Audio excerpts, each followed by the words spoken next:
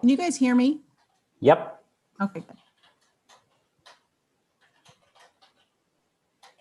I'll let you know when we're live on YouTube.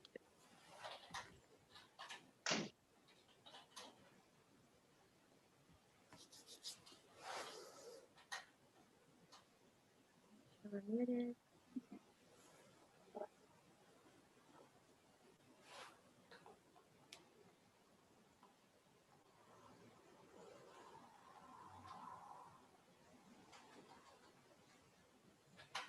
Okay, whenever you're ready, Mayor. All right, then it's 5:02, and I will call to order Monday, March 8th, 2021 meeting of the Bishop City Council. Robin, can we have a roll call, please? Councilmember Kong, Here. Councilmember Garcia, Here. Councilmember Ellis, Here. Mayor Pro Tem Schwartz, Here. Mayor Mulvey. Here. Thank you. All right, moving on to public comment. Notice to the public, this time is set aside to receive public comment on matters not calendared on the agenda. When recognized, please state your name and address for the record and limit your comments to 3 minutes. Under California law, the City Council is prohibited from generally discussing or taking action on items that are not included on the agenda. However, we may briefly respond to comments or questions from a member of the public. Therefore, we will listen to all public comment, but we'll generally not discuss the matter or take action on it at this time. I should also point out to everybody waiting that we have typically normal City Council meetings, the open session starts at 6 p.m. But we have items dealing with litigation, potential litigation against the city. And so we have to do a closed session beforehand. And so we do have this time for public comment, and you're welcome to issue public comment now, or if you want, you can hold on until 6 p.m. to have public comment there. So given that, Robin, do we have any public comment at this time? I do not see any public comments on our public comment email. Jenny? There are no raised hands. You. Okay, then for all the attendees, we will now go into closed session, and we will be out of closed session by 6 p.m. to start the regularly scheduled meeting, and we'll report out anything that, any actions that are taken in closed session.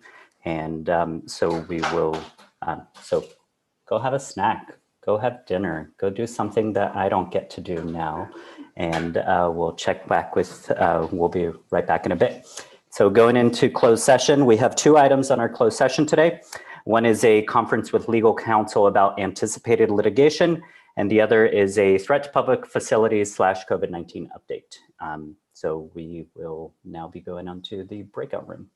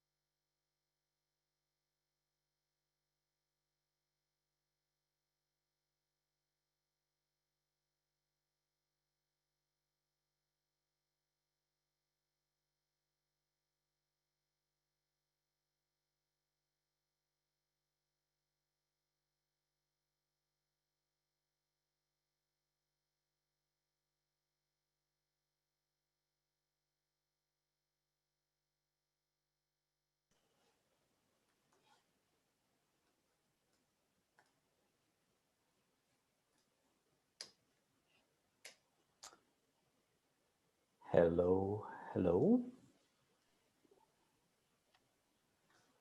Hi, Stephen. Hi. So YouTube is still live. I'm going to go ahead and turn on the mics Okay. and start the recording for Granicus. Unless you want to wait a few more minutes for several people to start. We'll wait for Karen and Jim to show up. Jim is here.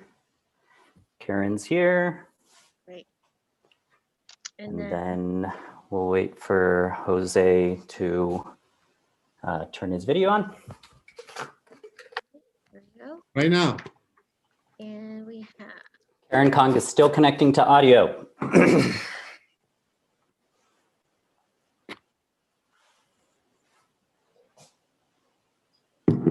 okay, I have Granicus rolling, but I just have to unpause the Zoom recording when ready. Okay.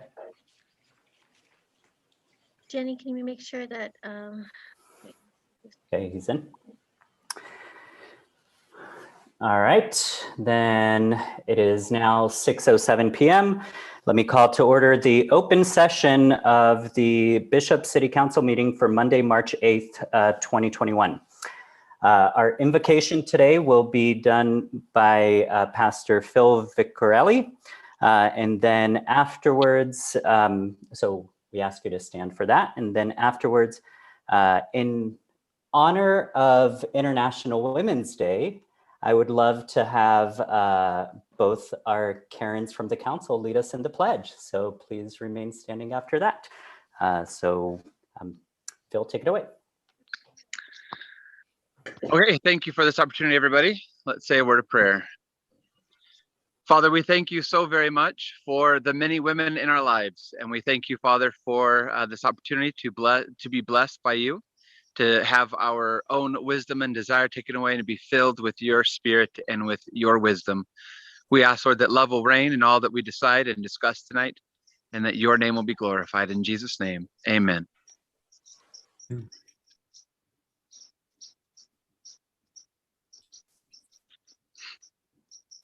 Ready? I pledge allegiance to the flag of the United States of America and to the republic for which it stands, one nation, under God, indivisible, with liberty and justice for all.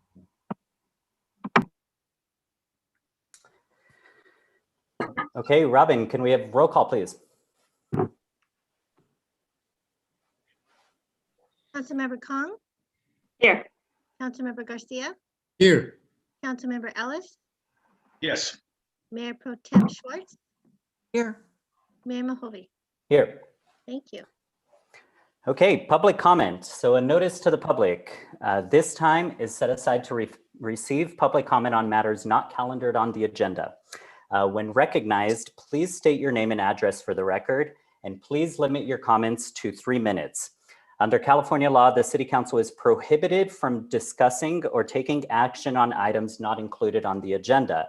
However, we may briefly respond to comments or questions from members of the public. Therefore, we will listen to all public comment, but will generally not discuss the matter or take action on it. We have many participants today, so we're definitely going to be enforcing the 3-minute time limit, but I'm glad to see lots of people joining us in our civic duty. And so with that, do we have any public comment? And to do public comment on Zoom, just make sure you click your raise hand, and then we will call on you as we see them raised. So Jenny, I see Chris Taylor, or do we want to read any? Robin, did we receive any public comments via email? Yes, we received one to be read out loud from Donna Lee Kennedy. Okay. Regarding marijuana shops in the city limits. Okay. I will read it out loud. I do not believe we need more dispensaries, especially in the city limits. We have more than one in Bishop, and for our population size, that should be enough. Marijuana is like alcohol, sometimes more attractive than food for a family. Please read this in the council meeting. That's it. Okay. No further public comment. No further public comment on the On email? the email, yeah. Okay, so for the attendees, I see one raised hand at the time. At this time, could we have, Jenny, would you allow Chris Taylor to speak? Yes, I'm allowing him to speak now. Chris, you're allowed to speak. Okay, can you hear me? Yes. Okay. First of all, I just want to thank you guys for allowing me to speak today. My name is Chris Taylor, and my wife and I own 1903 Tap House and Company, located at 175 North Main Street. We'd previously owned McMurray's for the last 10 years. 1 year ago, almost to the day, bars and restaurants were forced to close, and takeout only was the new thing. Well, restaurants have obviously been impacted the most with consistent change and regulations. It feels like we are on a never moving forward. As I speak today, we are in the purple tier with no sight of moving to the red tier. Ever since the vaccine came out, it seems like people are not getting tested, which seems to jump our percentage total. That obviously, between that and having anywhere from, it seems like 5 to 10 tests a day, we're never moving forward and getting open. I have opened my doors to indoor dining as of last week. Due to other restaurants opening indoors and due to the fact that I can't afford to stay closed any longer. Unfortunately, over the last 3 months of takeout only, I cannot continue to lose money each day, and I do not want to take a second mortgage out on my house again, and I don't want to lay my employees off for a third time. I've revamped my business of 10 years and invested a lot of money to adjust with COVID and be open. Bars without food are still closed to this day, and the only way to be open was to start selling food. Where I'm going with all of this is that it's time to allow us to open our doors without the county knocking on our doors, giving warnings and fines out to already businesses who are struggling already. With no COVID grants or assistance coming in, it makes it difficult to stay afloat. While other towns all over the state continue to allow restaurants to stay open while in purple tier, we are restricted here in Inyo County. Ridgecrest has never closed one day. Tehachapi is completely open. Carlsbad, San Diego, fully open. I hope that our city council understands how hard bars and restaurants have been impacted. It could easily take another month just to move into a red tier. With LA County, Orange County opening up probably in the next week or two, if Disneyland is open in April and people are going to a baseball game, there's absolutely no reason why I can't have the 22 people at 25% capacity in my business. Think about that, 25% capacity. That's a number that is unfeasible. That means just go sell 25%. Time is up. How is anyone going to make a living on that, let alone pay employees and pay taxes? Chris, your time Business is up. owners start to hire lawyers to fight the fines of $2,000 a day.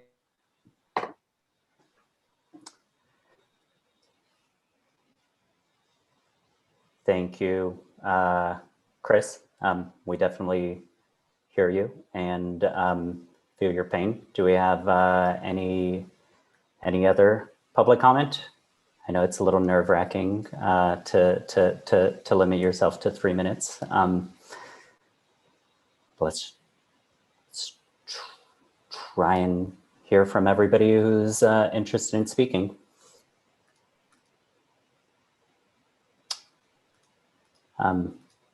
Robin, have we gotten any other requests?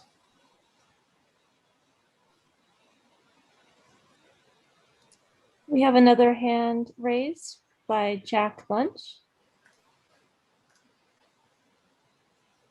Okay, do you want to make it, put him through? And Ted, I am starting the clock. All right, can you hear me? Yes. All right, great. I want to give my 3 minutes to Chris Taylor so he can finish. I thought that was rude and inappropriate. Okay. See you later. We could definitely do that. But I think we only get 2 passes. Okay, Chris? Jenny, do you want to put Chris back on there? Certainly. There he is. Okay, Chris, can you Okay. hear us? Sorry I've about spoke- that. And I will start the clock, and I'll give you a 30-second warning. Okay? Sound good? Well, I have spoken at 10 years of meetings. I Go for it. was not happy about that, but whatever. I know. Yeah, I'm going to yeah, get off sorry about topic that. now because I was pretty much almost finished anyways. I know. What I am going to say, though, is that this is no joke. A year later, businesses are struggling hard in this town, and it's time that people step up and have our back. There's absolutely no funding coming in from the state. And while I was extremely grateful for the $25,000 grant I got from the county, from the state, 25 grand is pennies in a bucket compared to what I've lost and compared to what everybody is losing right now. It's just getting out of control. And honestly, people are being vaccinated. It's time for our county to move forward and start helping our businesses move forward. I don't want hand-me-outs. I don't want loans from the government. I don't want anything. All I want to do is be open, pay my employees, and keep moving forward. Thank you guys for the opportunity to speak. Thank you. Thanks so much, Chris, and sorry about that. Anyone else from the public want to speak? I see a raised hand by Rosaura Garcia. Rosaura, are you with us? Can you say hi? Can you hear me? Yep, I'm starting your clock now. Thank you. Most of you know me as Rosie. Sorry. It's okay. Those that do know me as Rosie. I am from Amigos, Mexican restaurant right down the street from 1903 Tap House. Thank you, Chris, for starting this. March 18th will be exactly a year since Amigos closed its door for a total of 6 weeks. Since then, we've been on a roller coaster ride. Thank you to all the customers that have kept us afloat. It is time. It's time for a freedom of choice that was given to us by our Creator. And we should all have the choice to continue to do what we do best, which is run a business and treat our customers and provide the customer service that I have been doing since I was 12 years old. I need that chance. Being in survival mode is draining the life out of me. I am not the same Rosie I was 12 months ago. Therefore, I ask that we be allowed to execute our freedom of choice. And with that, we please let us thrive and not just survive. Thank you for the minute. Again, my heart goes out to every other business in this town, but it's time. We need to turn the page. So thank you for your time. Thank you.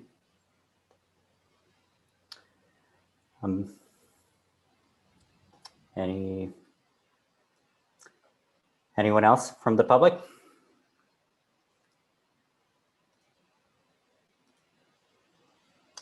I believe I see Manuel Astorga. Yes, I'll. Oh, it says he's not allowed to talk because he's an older version of Zoom, so I'll have to promote to panelist. Okay. Mr. Astorga, are you with us? Just make sure you unmute yourself. Hello? All right. Please, thank you for public comment. I'm starting the clock now. Please limit your comments to 3 minutes. Thanks. We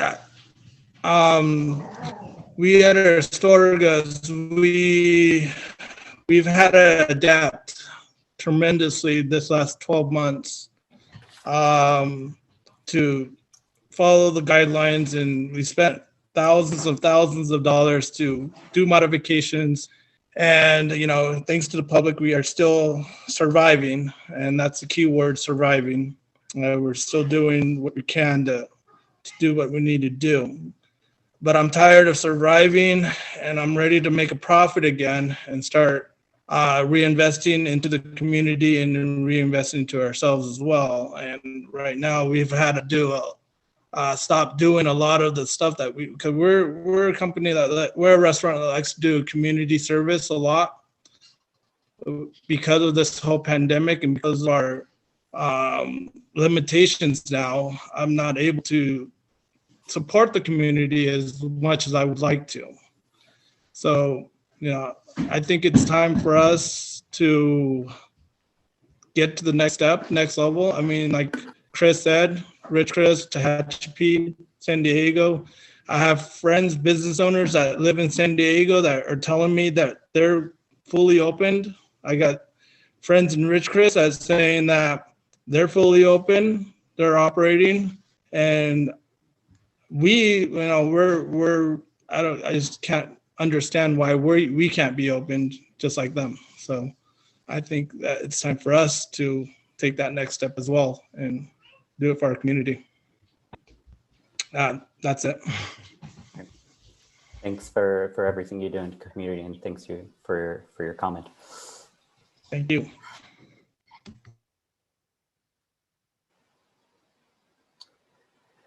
Any more public comment?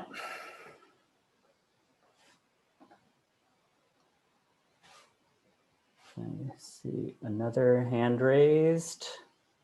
Holly.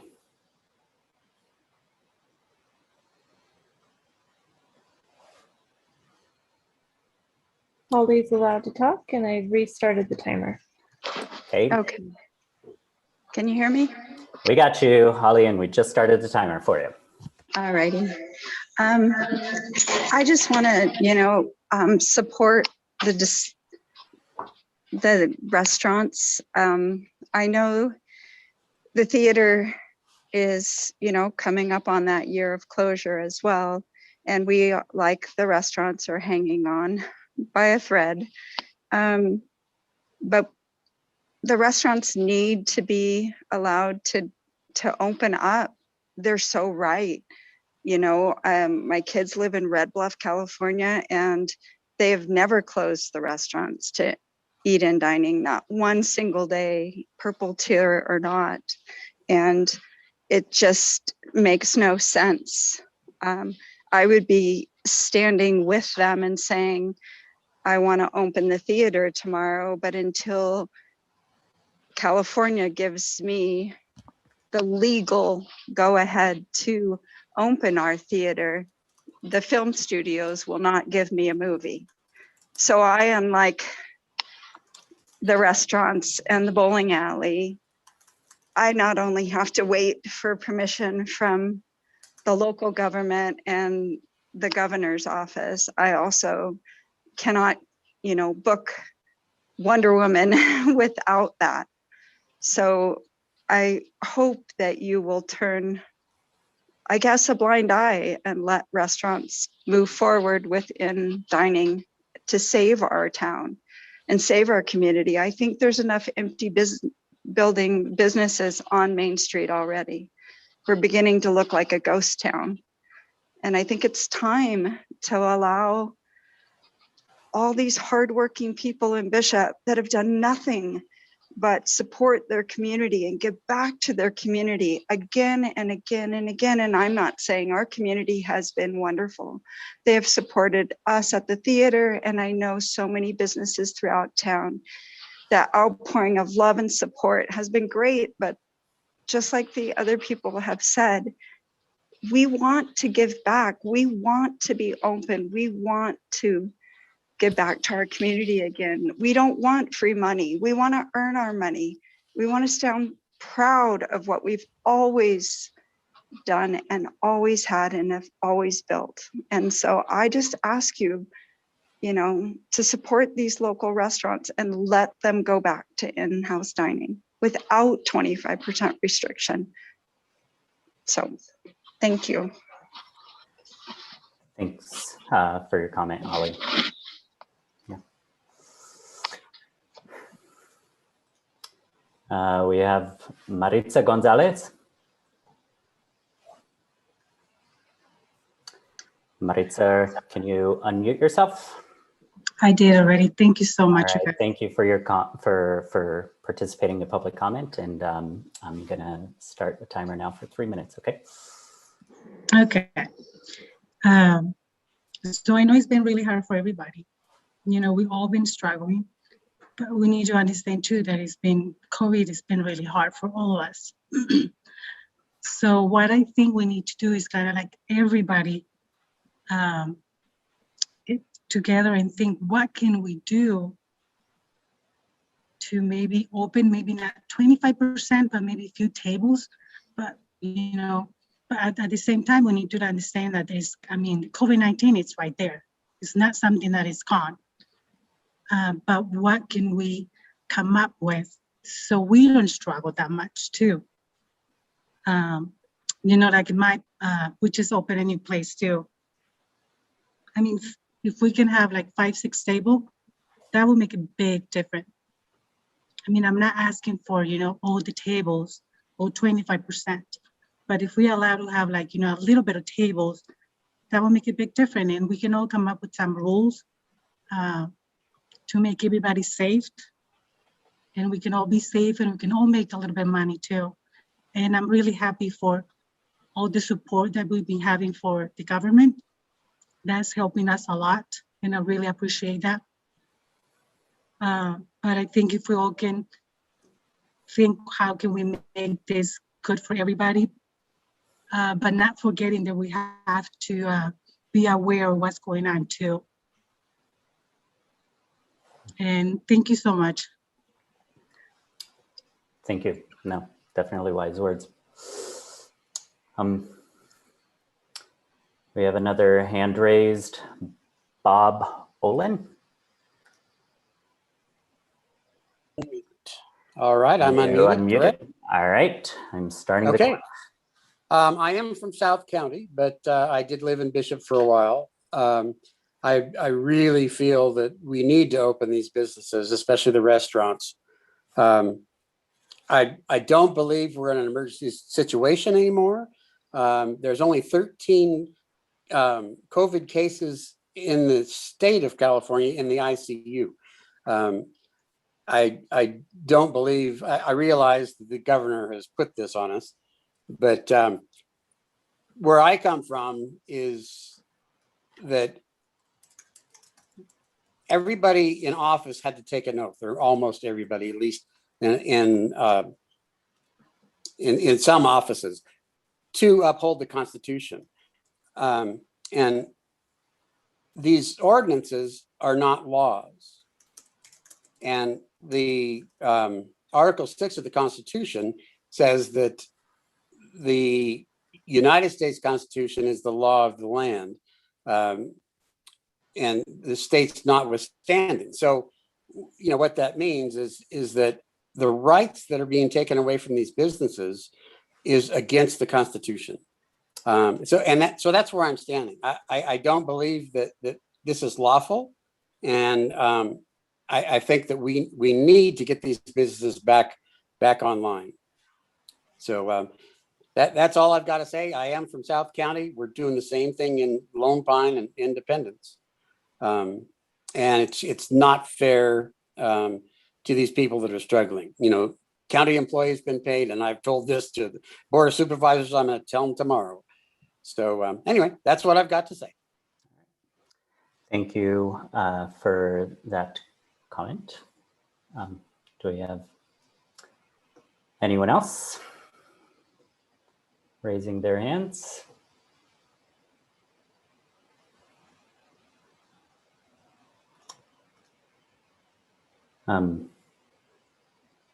We have a Laura C. Would you mind identifying yourself? And then once you do, I will start the clock, and please limit your comments to 3 minutes. You got it. My name is Laura Costa. I live here in Bishop for over the past 20 years. I'm one of the lucky ones. This hasn't affected my livelihood, Although I hate to see restaurant owners like Chris Taylor, Rosie, Astorgas, all of them combined go through what they're going through under the threats of fines, license pullings, all these things that I don't know if they're all true, but that was the general comments coming out. And shame on us as a community for not supporting these people and figuring out a way to do this better. I wholeheartedly agree that we need to get these these restaurants back in business. As a long-standing restaurant person, I've worked in restaurants for years here locally also, that these are the core of what keeps this town going. And we can't afford to lose any more businesses on Main Street or anywhere else. Thank you for your time. Thank you, Laura.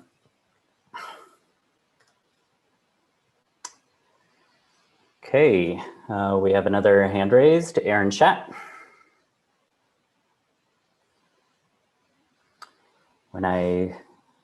When you unmute yourself, I'm starting the clock for, please limit your comments to 3 minutes, okay? Oh, yeah, hi, this is Aaron Schatz. I just wanted to say that we have been fined, so it's not made up.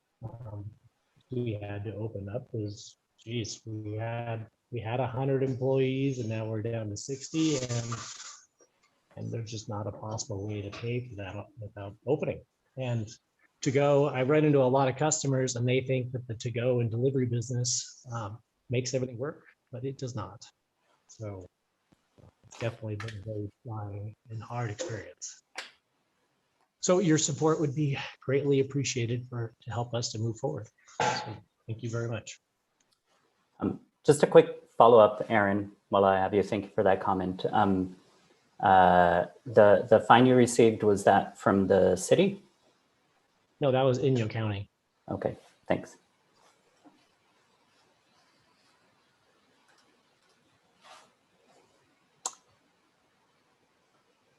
Do we have any other attendees who would like to speak during public comment?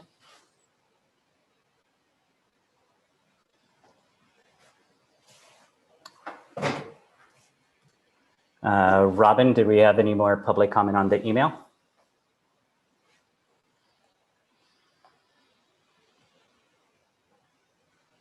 Robin, you're muted. Thought I unmuted myself. Sorry. No further public comments on our email. Okay.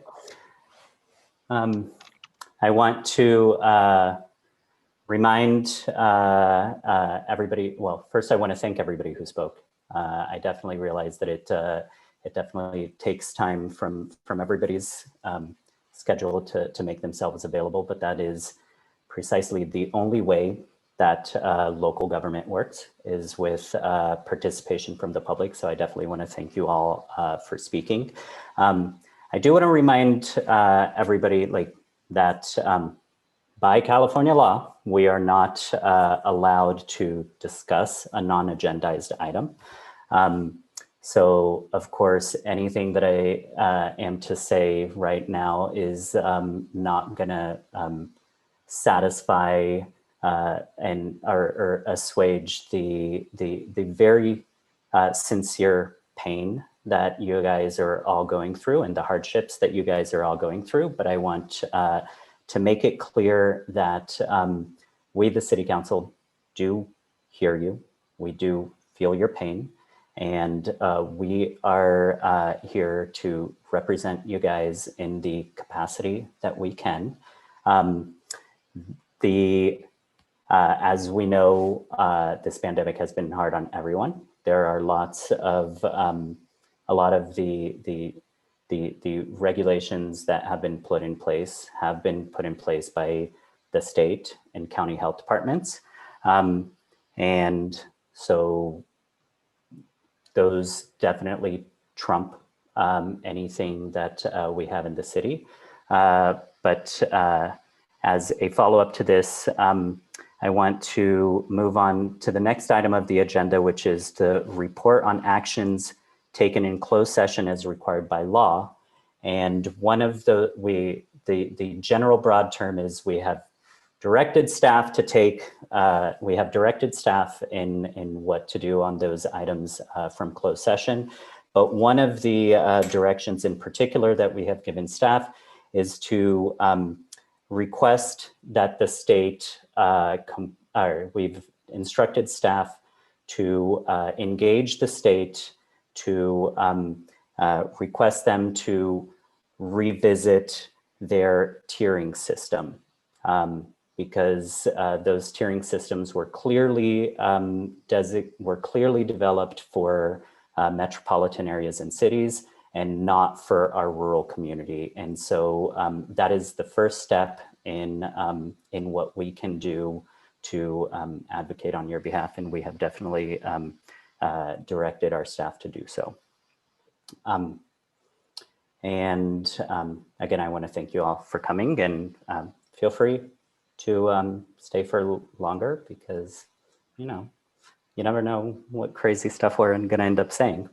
But this next item on our agenda is a presentation on Proposition 19, the Home Protection for Seniors, Severely Disabled Families, and Victims of Wildlife or Natural Disasters Act, which is going to be presented by the Inyo County Assessor Dave Stottlemyre.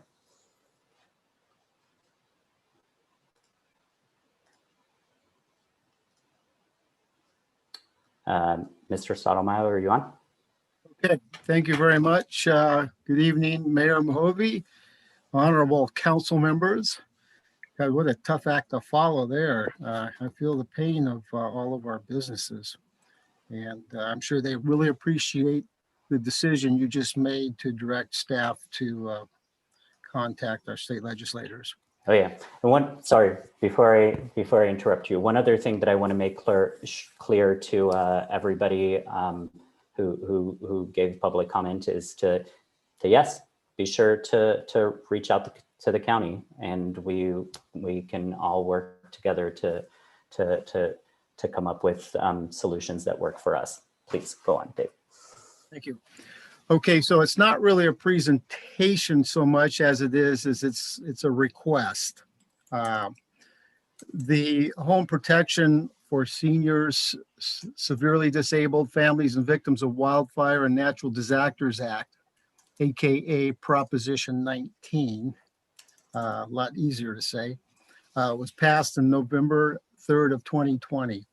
It affects, to a large extent, all property owners and beneficiaries of those properties. That proposition, unfortunately, is confusing and contains a lot of conflicting language. And because of that, there are 58 counties throughout the state of California. So therefore, there are 58 assessors. We are having an incredibly difficult time trying to implement Prop 19. Prop 19 goes into effect in two parts, or two operative parts of it. The first one went into effect February 16th, and the second one goes into effect April the 1st. So since those February 16th, there have been like 7 brand new forms that affect my office, and 4 existing forms that had to be amended just to handle this proposition.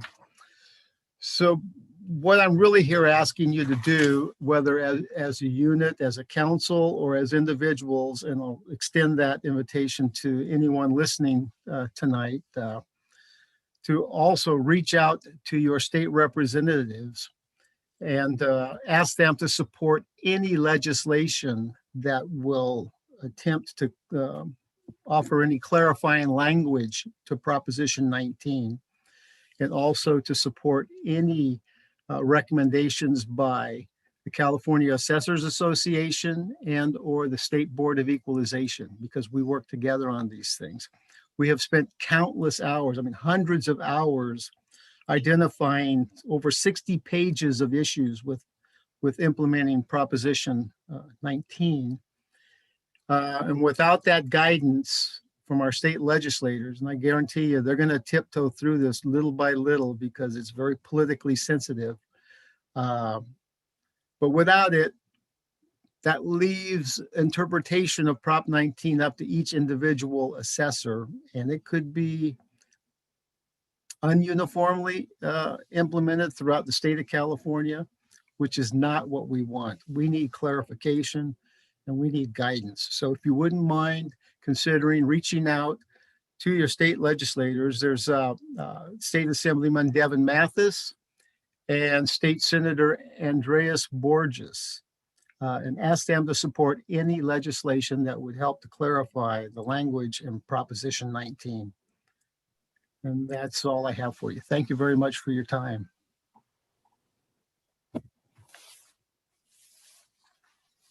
Okay, thanks. Any questions or comments from the council?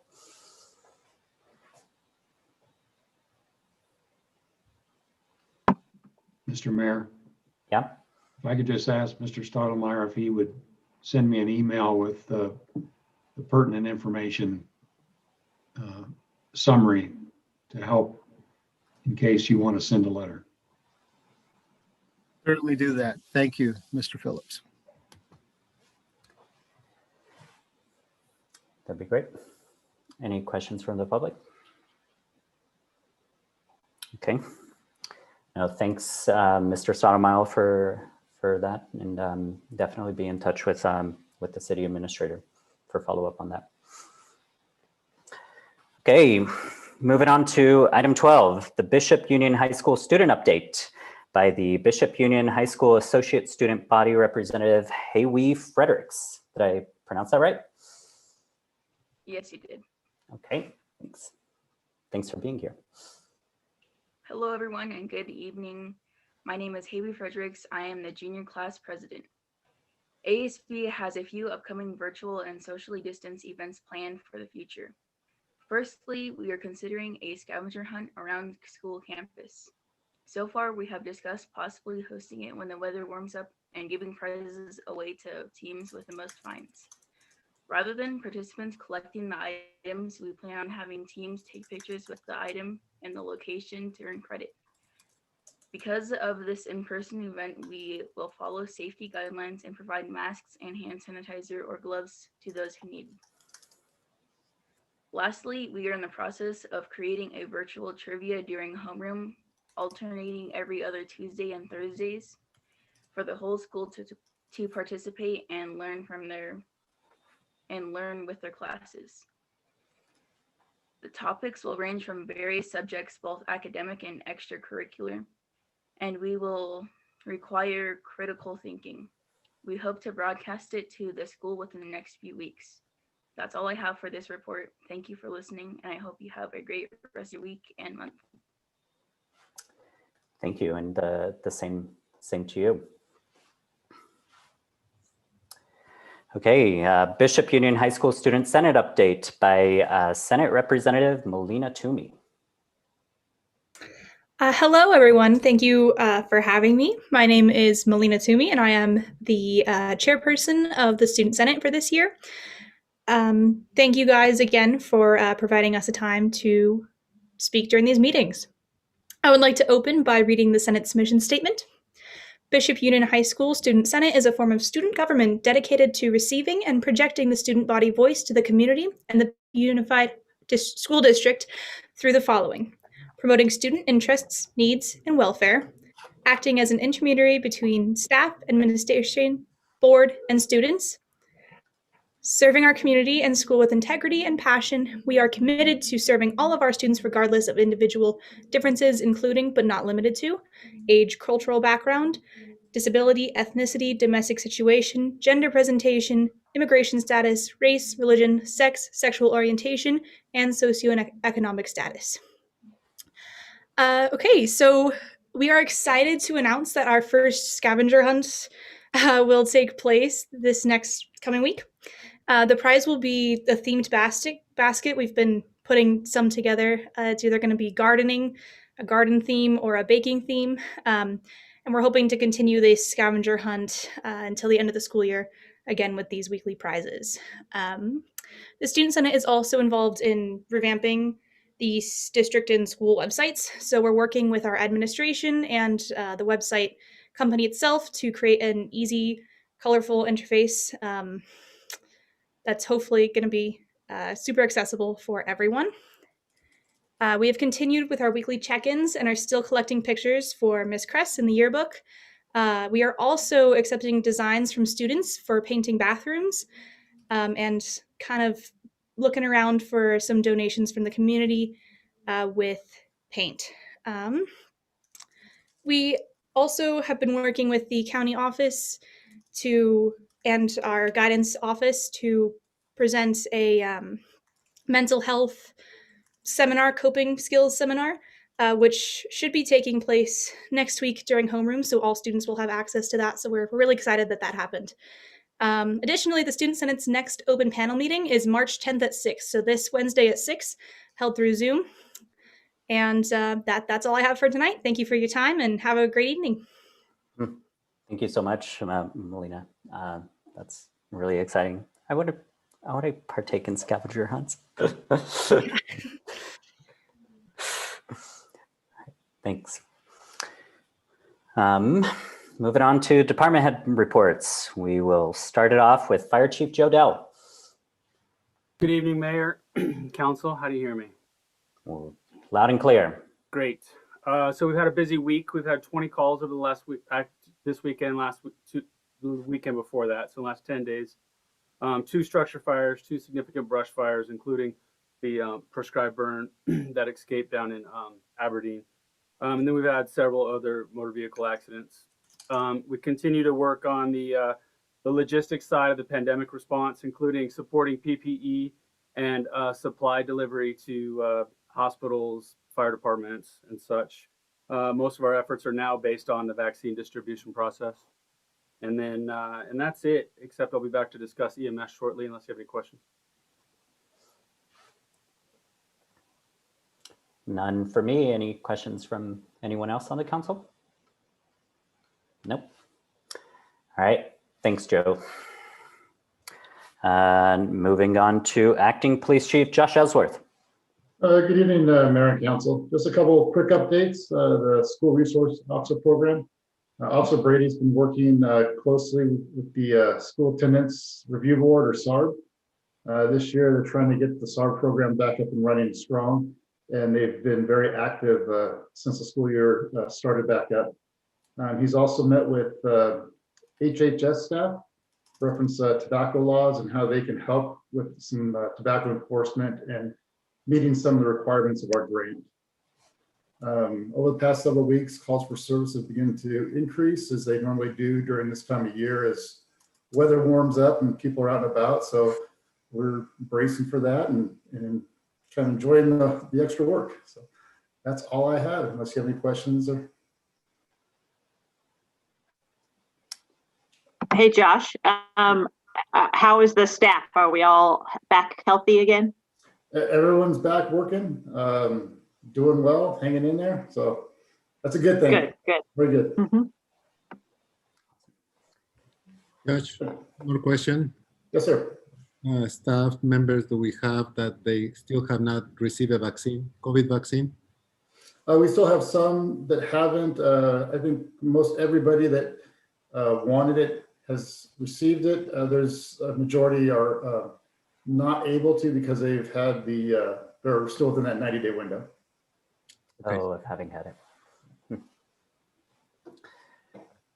Great. Thanks, Josh. Hey, Steve, Josh. Yep. Oh. I've heard that you kind of relax things a little bit and they're back to more proactive policing. Is that what they're doing? Yes, still requiring all the safety precautions, but out more active. Live scans are back up and running. The machine's working again. Appointments are coming in. So we're trying to get back to a little bit of normalcy. All right. Thank you. Thank you. Good to hear. All right. Moving on to Public Works Director Destin Deshawn. Good evening, Mr. Mayor and council members. So I guess first off is the tree removal on the bike path was completed successfully. I would like to share my screen. Hopefully I can do this all right. So as the tree was taken down, it was found that Eastern Sierra tree was absolutely correct. It was very rotten and dangerous. We were able to make some good out of the tree removal, though. As you'll see in the photos, we were able to recover some of the pieces that didn't just disintegrate when they hit the ground, and took them out to Eastern Sierra Wildlife Rescue. They're using them for habitat out there now. So we took a couple of those out there. These are just some parts of the tree. Those are about 3 feet in diameter, so about 10 feet off the ground going up. Most of that tree was, as you see, somewhere around a couple inches of live wood left on them on the outsides. But it's kind of cool that we are able to make something good out of something that wasn't that favorable to any of us to have to take those trees out. Secondly, Caltrans is in the process, and you may see the markings and stuff, the enhanced sidewalk or crosswalks over at Giggle Springs on East Elm and Main Street, as well as right here by the post office at Edwards.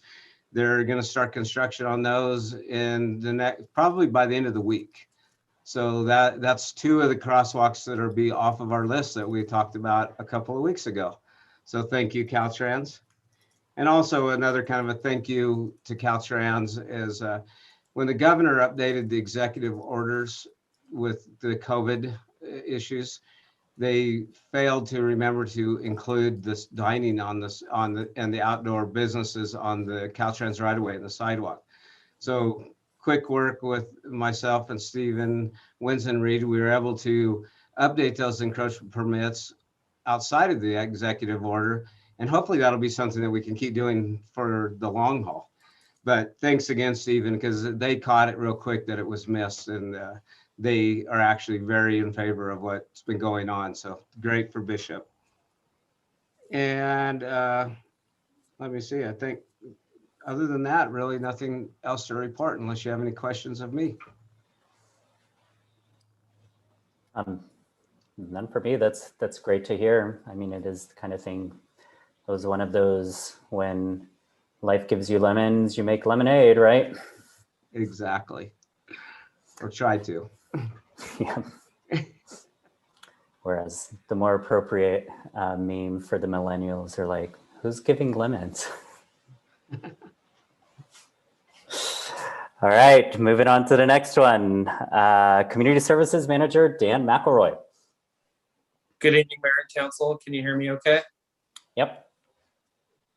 For tonight, the community services report is Waylon and Sam continue to work through our building inspections. We have had multiple inspections in the last couple months and doing lots of fix-its indoors, including electrical and some lighting issues and everything in City Hall. They've also begun watering roses on Main Street and also the lawns around City Hall when the weather allows. Also, Waylon and Brittany have begun a lot of work on summer camps with the potential of adding a couple camps this summer, which revolve around climbing and fly fishing. So looking forward to that coming up. The park has been busy, of course, with high school sports, Little League, AYSO, and of course, it's time for the park to do some tree trimming in the front of the park to get ready for meal days and events. And then also at the park, we will be watering, doing aeration and fertilizer within the next month. At Sunrise Mobile Home Park, you guys are aware that there was a fire at one of our units over there. And a great thank you to our Bishop volunteers and our Bishop Fire Department for extinguishing that fire. And fortunately, no one was injured in that. And then last couple things is we've been working on getting ready for weed abatement and waiting for the weather to turn. As you guys know, we're looking at snow this week and probably 70 degrees next week. So I love a good Bishop spring. So, and lastly, actually, we've been doing quite a few trainings. We've had our CPR trainings, and I'm getting ready to do trainings for pesticides for all of our city employees as well. So do you guys have any questions or comments for me? I have a question, Dan. Last 2 weeks ago, you told us that Little League and AYSO were going to have a meeting with public health to see if they could start playing games. Do you know how that went? Yeah, actually, the public health reached out to us. They gave us all the guidelines, and we're passing those guidelines and restrictions, as you can call them, onto all of our user groups. So we're putting them responsible for their actions. So thank you. Great. I'm glad they got back to you. Yeah, they always do. Megan's been great. So Great. That's great to hear, Dan. Thanks. Unless there are any other questions, we'll move on to the Associate Planner and Economic Development Coordinator, Elaine Kabala. Good evening, Mayor Mahove and Council. Can you hear me? Mm-hmm. Good, fabulous, thank you. I'll just start this evening by saying that I do appreciate the businesses calling in and participating in the council meeting and providing public comment, how much I appreciate them sharing their experience with us.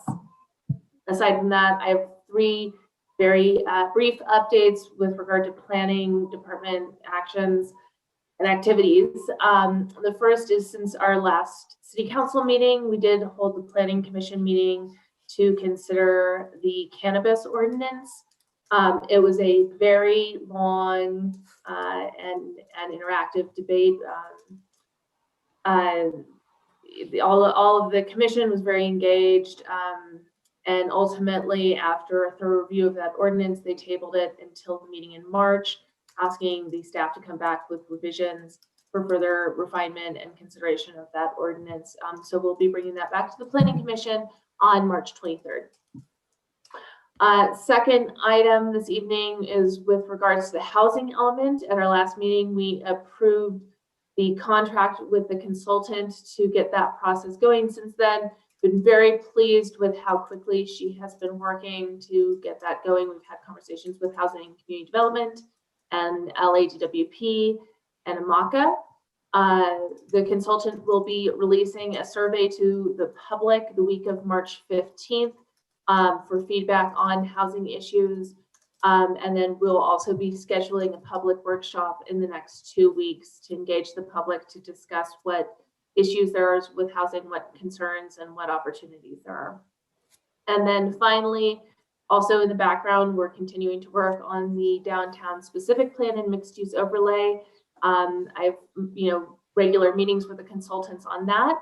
That draft is in development, and we'll be holding our next public workshop to look at the draft document, looking towards the end of March or in early April. So we remain busy on all of those planning activities. Happy to take any questions you have this evening. Thank you. Sounds like you're keeping yourself pretty occupied. One question I had with regards to the CDBG grants, when was that going to come back to us? At the next meeting. So they extended the deadline for submission to May 7th. And so I've taken advantage of that to try and do outreach to the MACA and the schools and other community service organizations to see what needs there are in the community. I mean, obviously there are food needs. Is there any way that we can do vouchers at restaurants as part of that food distribution program?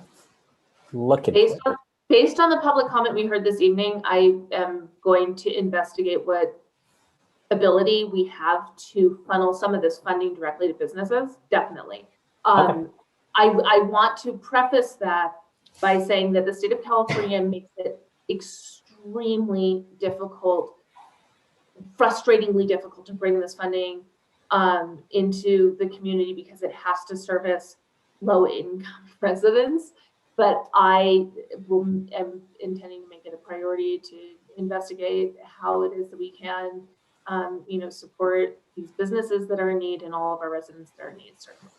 And I imagine, yeah, if you find out something that there's something that maybe the businesses would have to quickly modify, that we would get in touch with them and then see if we could make that happen. That'd be great. Cool. Thank you. Thanks, Elaine. Any other questions? Comments? All right, moving on to City Administrator Ron Phillips, who is muted. Thank you, Mayor Mahovey, members of the council.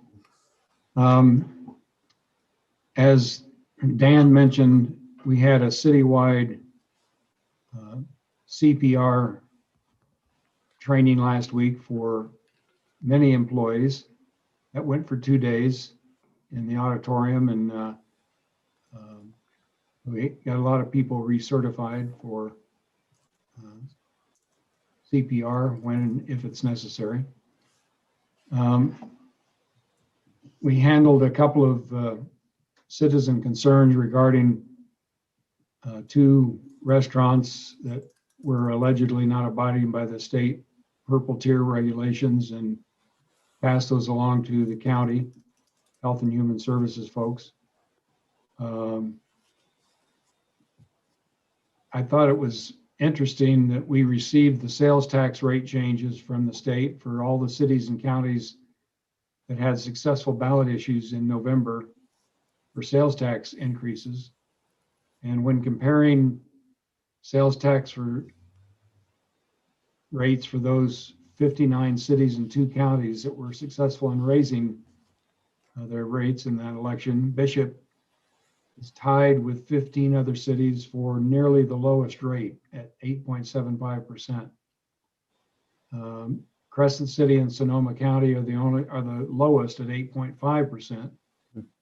And Turlock is next lowest at 8.625, and then we are at 8.75. The other 42 entities range from 9% to 10.25%. So I think it's important to note that even though we had a 1% sales tax increase that was approved by the voters in Bishop, we still are not near the highest in the state. And there may be others that are higher. This just involves those that had increases in November. Also, the state health folks increased the threshold for the number of cases to move to the red tier from 7 per 100,000 population to 10 per 100,000 population. That changes Inyo County's weekly number from 8 cases to 12 cases per week. But that's still a long way from, we're still a ways from that, because we had been averaging the last 6 days or so about 5 cases per day, and 8 to 12 cases per week. We are not near that yet. So with your instruction that we send information to the state asking that they consider treating rural counties differently, I think would be helpful to see further a change in that. Mobile home fire was mentioned at Sunrise Mobile Home Park. That was in a mobile home that was owned by the person living in it, not owned by the city. And we're very thankful for the fact that it was not more serious, and we can give a vote of thanks to Scotty, the electrician, for being the first one on the scene and using the residents' garden hose to begin hitting that fire, so it didn't become as bad as it might have otherwise. And then the fire department, of course, arrived and put out the fire. So I think that's all I have. I'd be glad to address any comments or questions that the city council may have. Yeah, I mean, I think it's pretty clear that the requirement that we have on average 1 case a day for the whole county to move below purple is completely unrealistic. I mean, having said that, like, it's not like we should be patting ourselves on the back, because, like, as you point out, we have had a very high weekly running weekly average of COVID cases. I think per capita, we've been #1 in the state for the last 2 to 3 weeks, with over 30 cases. At the same time, I mean, if you just think of neighborhoods in Los Angeles, I believe the neighborhood of Chinatown has a population of about 18,000, and which is comparable to Inyo County. And I think if you were to ask anybody on the LA City Council or LA County Board of Supervisors that, oh, well, that borough of Chinatown needs to have less than 7 cases in a week to move to a lower tier, even they would agree that that's completely unrealistic. And so, I mean, I'm really glad that you're writing that letter, because as it is, it does seem pretty clear that the state has issued guidelines for the blueprint for a safer economy in a city, but it's more like the blueprint for a dead economy in rural counties. And so we need to really advocate on that. So, thank you. Mr. Phillips, can you make sure that you CC the county as well with any letter you send to the state, just so that they know how strongly we feel about this and how much we want to help move this process along if possible? Certainly will. Thank you. Thank you. And I mean, actually, yeah, it'd be great if we could even get the county to support us in those efforts, and vice versa. Any other comments, questions from the council?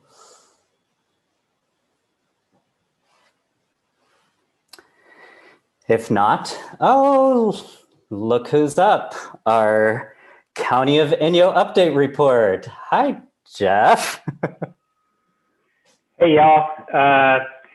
So you've got my written report. I won't go over all of that. I will, for the sake of gratitude, reiterate that Inyo County, $100,000 of general fund that we dedicated for support of nonprofits was generously matched by the Metabolic Studio of the Annenberg Foundation for another $100,000. This is really important for all of our community organizations that have been suffering increased expenses, decreased revenue, and definitely serving a lot more need. So certainly appreciate that. On the vaccine front, I will reiterate that we're doing very well in Inyo County. Mono County is doing extremely well, but we are, when you add in the numbers of people who have been vaccinated through Toyabe and through the Indian Health Service, we're in the top 5 counties out of the 58 counties in the state of California, somewhere around there. We're doing extremely well, and we should be proud of it. I can't be more proud of my public health staff, who are exhausted, just like all of us of this, and have just been, working super long hours for a year now at this point on this. And I did not hear all of the public comment. I came to your meeting late. I heard enough of it to get the flavor. And the reason that I was late jumping on the meeting is I am on a CSAC rural COVID working group that meets once a week or once every 2 weeks with Dr. Ghali, who's the head of the California Department of Public Health. And we have been begging, telling the rural story, that the impact of the economy on not being able to ease up on the restrictions in a safe way.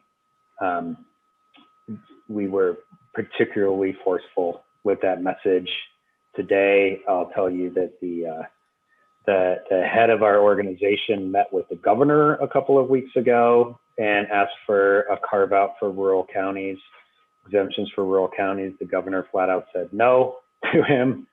I appreciate your letter. Like, yeah, write a letter.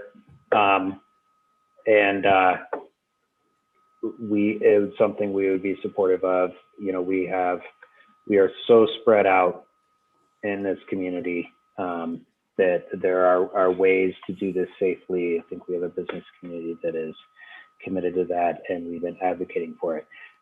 As you guys probably, as Mr. Pucci probably told you in closed session, we are not allowed to violate the law.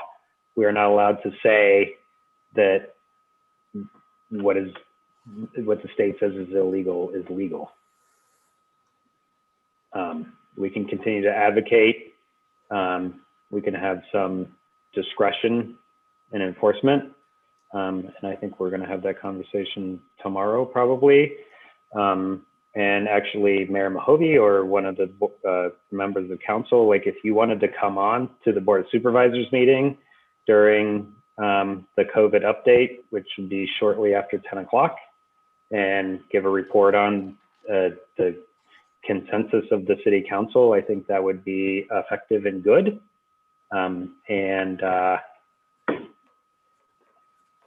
With that, I'll be happy to answer questions as best I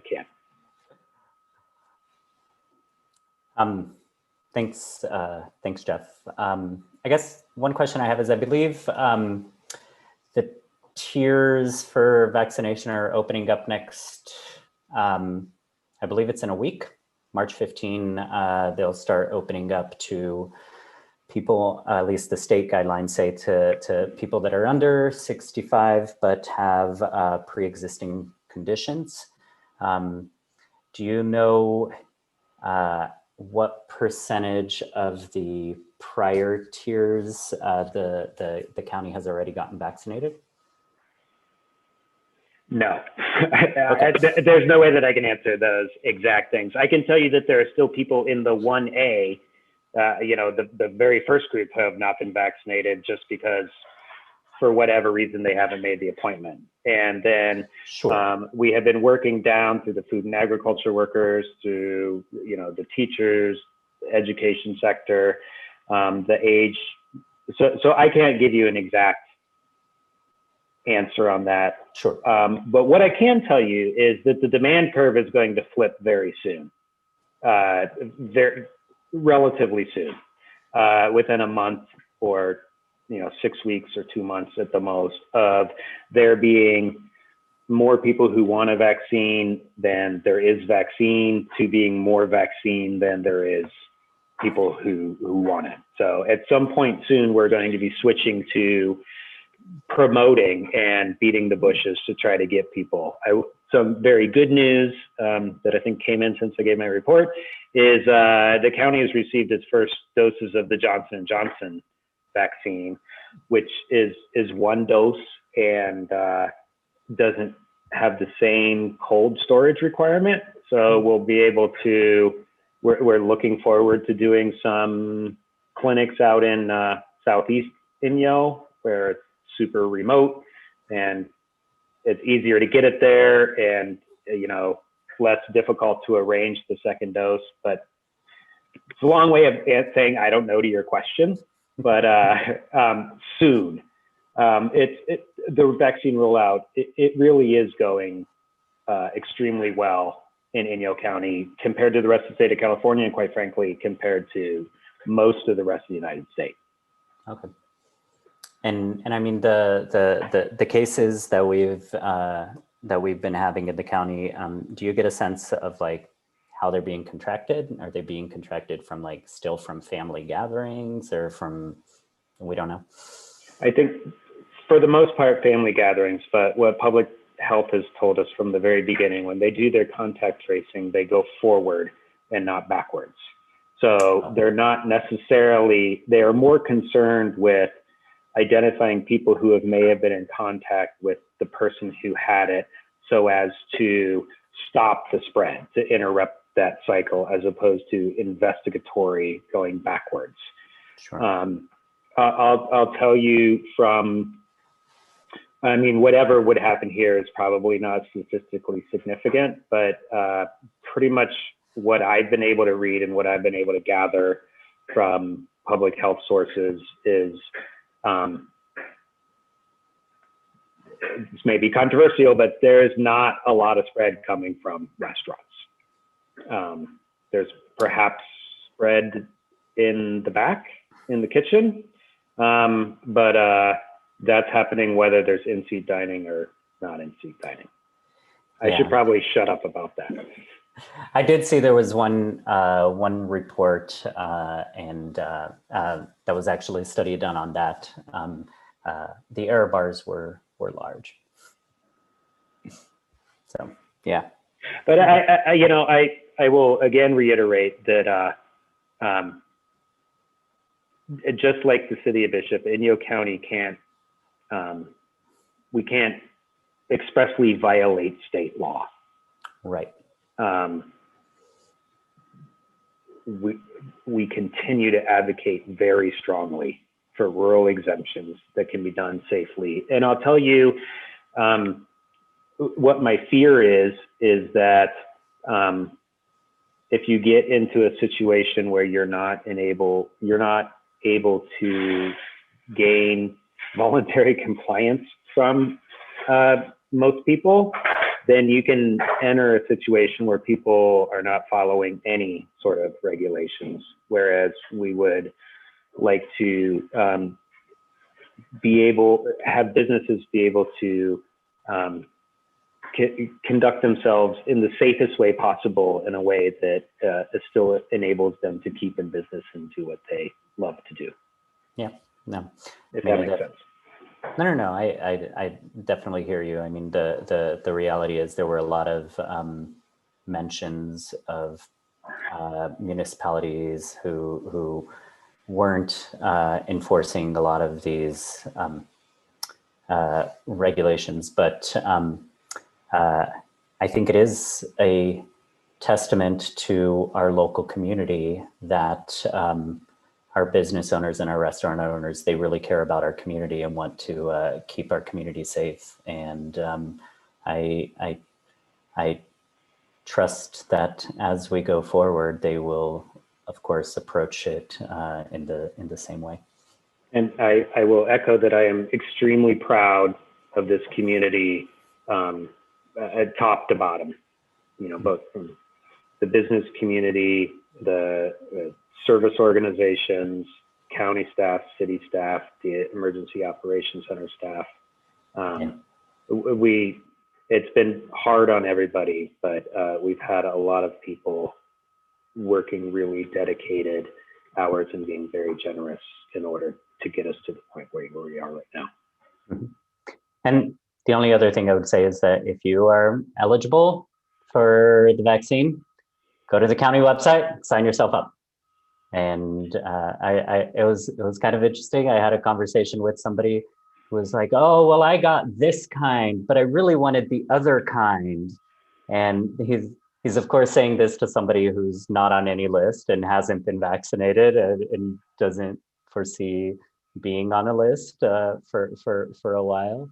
And I just looked at that person and I said, "Oh yes, I would get really upset when I didn't get brand name bag X as opposed to brand name bag Y, when all I really needed was a bag." So definitely. Or as we said in kindergarten, you get what you get, don't pitch a fit. That too.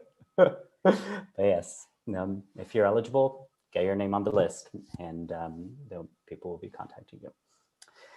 Any other questions, comments for our supervisor? Jeff, can I ask a quick question? Everything going okay for the second dose clinic next weekend? Okay. Yes. So did you have more to that question? I was just going to say, do they need volunteers, or are they just working within county staff like last time? Or I don't know that they need volunteers, but I will ask that. That's a very good question. I know that so everything is planned and in order. They're not particularly in the mass vaccination clinic, but in the regular clinic, when it comes to second doses, there has been a little bit of an issue with people showing up, people wanting to cancel, or people, saying, "Oh, can I do it tomorrow or a different day because I have something going on?" And it's really, really, really, really important for people to block that appointment off and take it very seriously, because it really throws the whole works off when, because then you don't want to waste that dose So they're, finding somebody in the hallway or whatever magic they do to get that into an arm, because we don't waste doses. And then it throws the whole cycle off for everybody. So it's really important for people to show up when they have that second dose appointment. Thanks, Jeff. I actually have a work meeting tomorrow at 10 because, you got a real job as well, but I'll try to call in at some point. Okay, or send somebody else. I do think it would be valuable to hear the city perspective during that time and what you guys discussed today. So thank you. All right, moving on to our consent.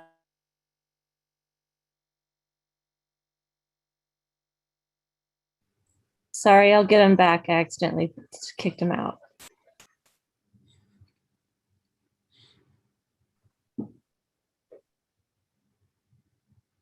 Sorry. Did you guys miss me?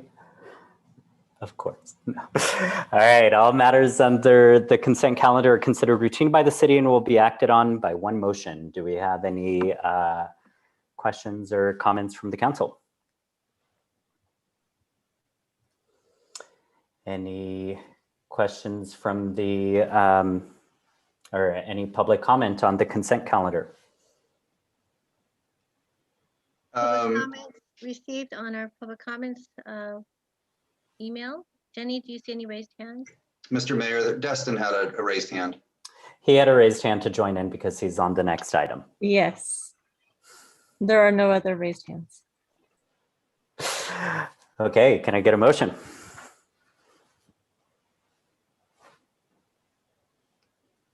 Sure. I'll make a motion to approve the consent calendar as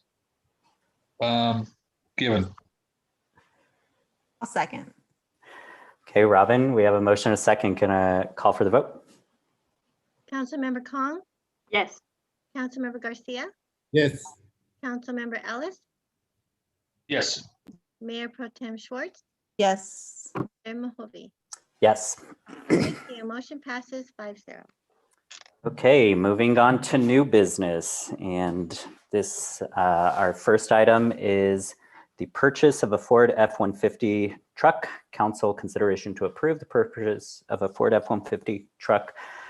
And I believe, Destin, you're taking this one? Yes, I am. Good evening again, council.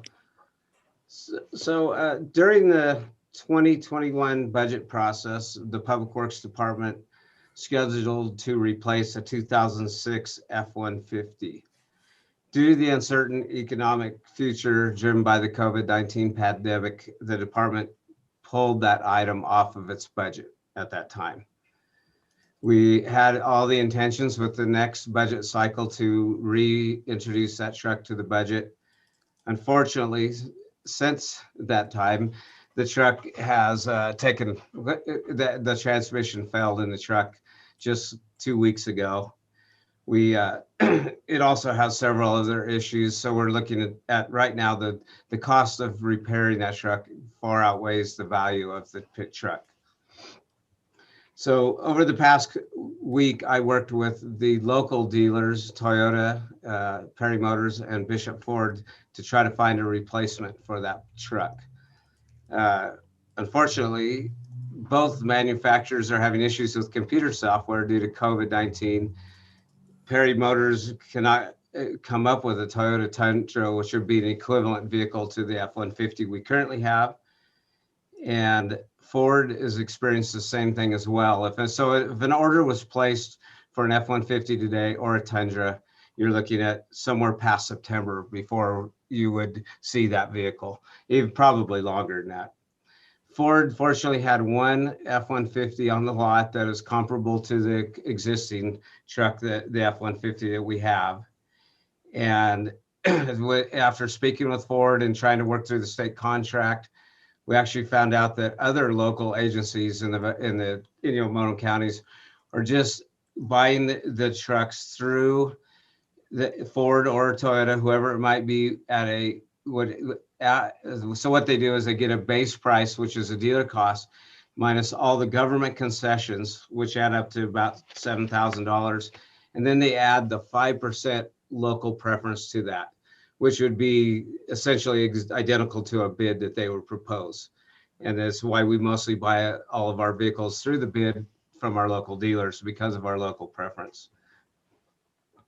So at the budget impacts to this would be just like every other split that Public Works does. We do 40% water, 40% sewer, and 20% for the general fund, which comes up with those totals of 16,800, 16,800, and 17,400, or $7,425. It's essentially, we're looking at, I didn't want to bring this up. I wanted to do the homework, and not an emergency purchase, but very similar to it. We have the money in the budgets, within the capital budget to purchase this vehicle. And so at this time, staff would recommend that the council approve the purchase of the Ford F-150 from Bishop Ford in an amount not to exceed $42,128.21. Yeah, thanks for that. Destin, do we have any questions or comments from the council? Does this Ford have one of the generators on it? You know how Ford has those new cars with generators on it?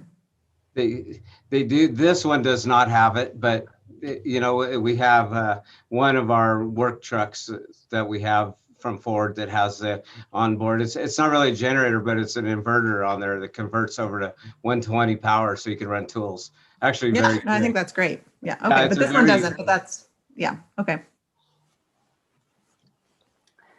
And so, just to be clear, this item would have been on last year's budget, but of course, we budgeted extremely conservatively at that time due to all the uncertainty. And we were going to add it to next year's budget, but the need for it came sooner than we anticipated, and so we'll make those adjustments for next year. And the water and sewer and where it's actually coming out of, we do have the funds at this time, right? Correct. Yes, we do. And I think it's important to note too, I just like to mention this, that the Public Works does an excellent job of driving trucks. I probably skipped over the part of that truck being almost 16 years old. We usually get somewhere between 15 to 25 years out of all of our vehicles. So we get our money's worth out of them. So speaking of money, Destin, what happens to cars when we're done with them? Do we have a process for that? So that's a good question. Many times, and this one is not going to be one of them because of all the issues with it. We'll actually sell it to, they have an auction that will buy that truck through Ford. It's essentially traded in. There's not much value to it, but we do. Many times though, we have given them to the high school ag department if they're still good, maybe not real roadworthy, but they could drive around the farm. A flatbed truck we gave them. We have given several of them to the high school automotive shop, and they've rebuilt them. And I think the last dump truck that we had that was surplus went to Inyo County, and they converted it, added a snowplow to it, and it lives at the airport now. So we usually can find somewhere for them to go. Great, thanks.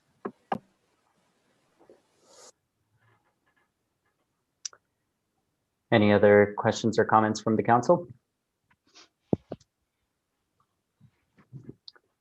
Anything from the public? No public comments under the public comments email. Jenny, do you see any raised hands? There are no raised hands. Thank you. All right, can I get a motion? I'll make a motion that the city council approve the purchase of the Ford F-150 from Bishop Ford in an amount not to exceed $42,128.21. Second that. Hey, Robin, we have a motion and a second. Call for the vote. Councilmember Kong, Yes. Councilmember Garcia, Yes. Councilmember Ellis, Yes. Mayor Pro Tem Schwartz, Karen?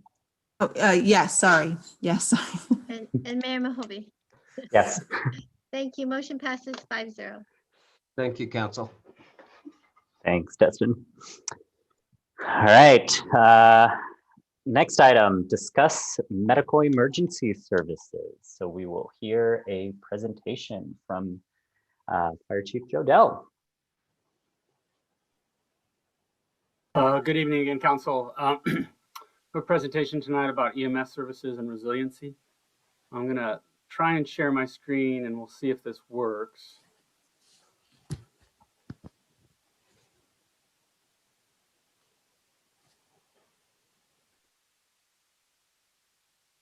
It is not letting me go to my slideshow. Bear with me for a second.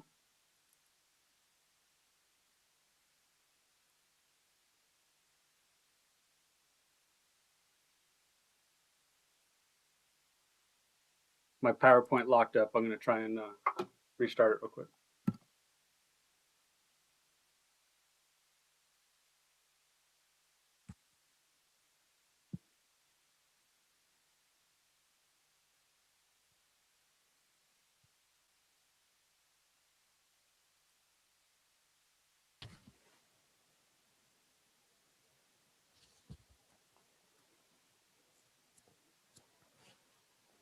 Well, you're definitely doing the right step of anything IT related. It's not working. Try turning it off and on again.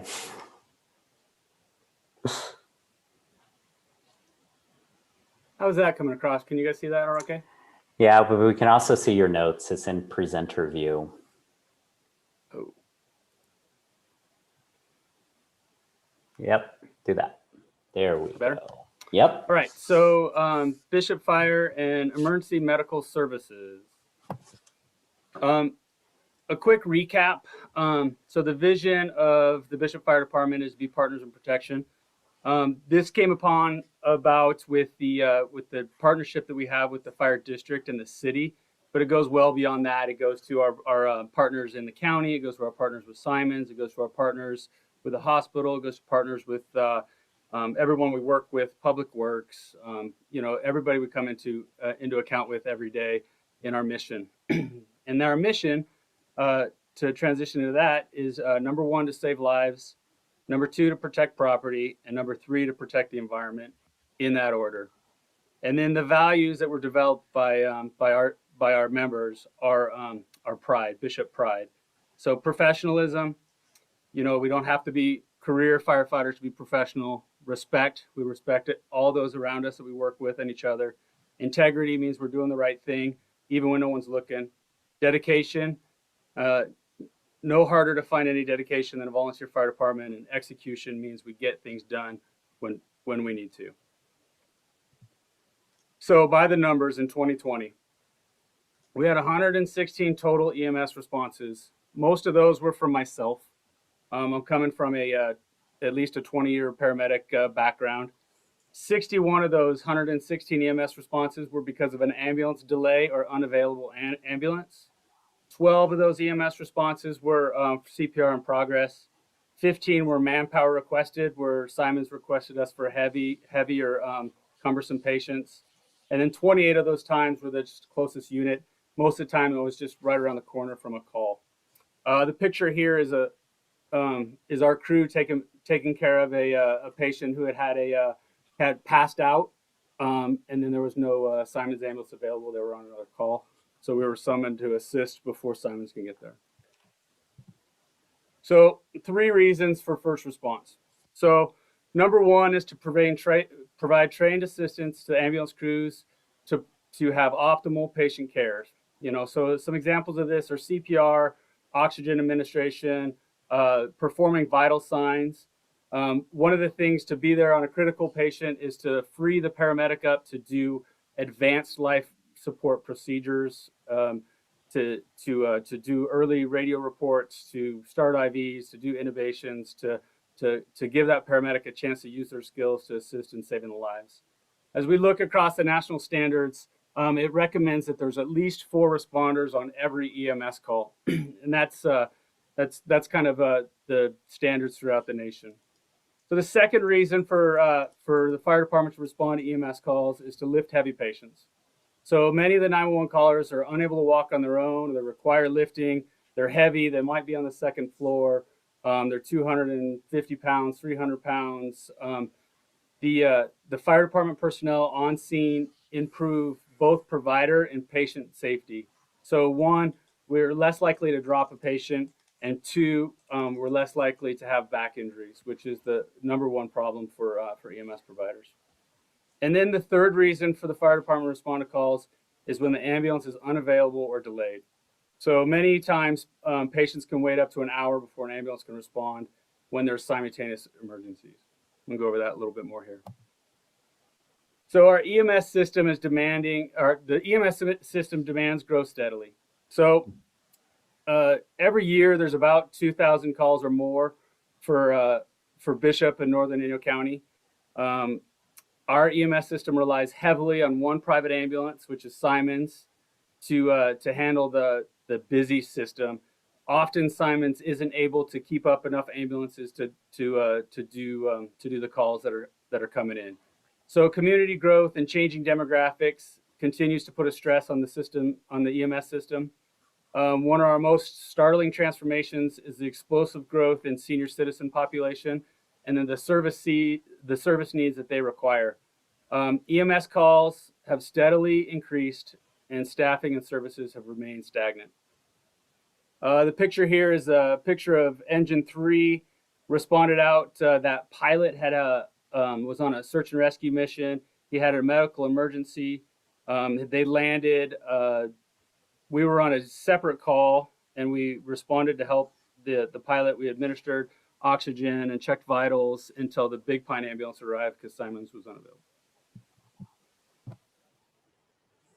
So resiliency, that's the key to what we're doing. So traditionally, the Bishop Fire Department hasn't responded to medical calls. They relied on Simons to provide all the first response and transport.